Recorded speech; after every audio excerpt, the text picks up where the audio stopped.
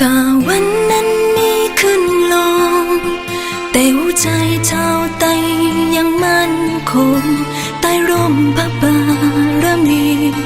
องค์รักฉัน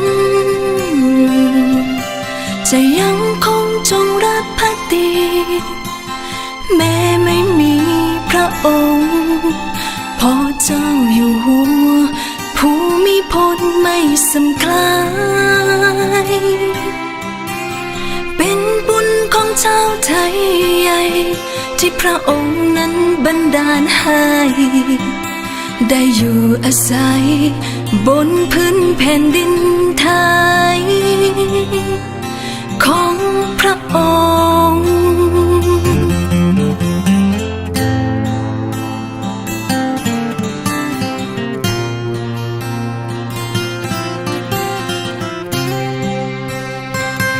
ทรงเป็นที่รักและที่พึ่งพิงทั่วทุกถิ่นทั้งใกล้ไกลสำนึกถึงบุญคุณอันยิ่งใหญ่พ่อหลวงของไทยสถิตอยู่ในดวงใจของ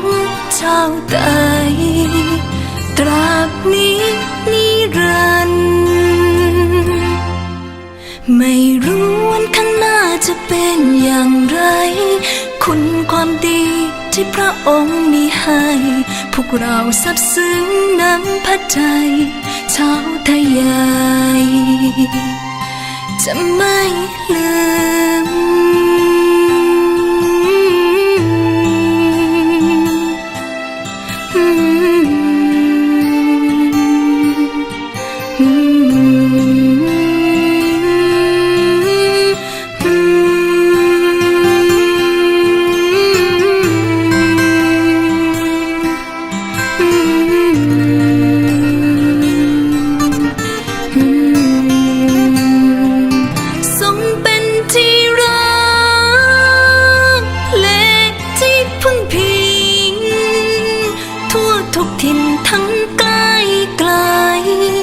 สำนึกถึงบุญคุณอันยิ่งใหญ่พ่อหลวงของไทยสถิตอยู่ในดวงใจของชาวไทยตราบนี้นิรันดร์ไม่รู้วันข้างหน้าจะเป็นอย่างไรคุณความดีที่พระองค์มีให้พวกเราซาบซึ้งน้ำพระทัยชาวไทยใหญ่จะไม่ลืมเพราะมี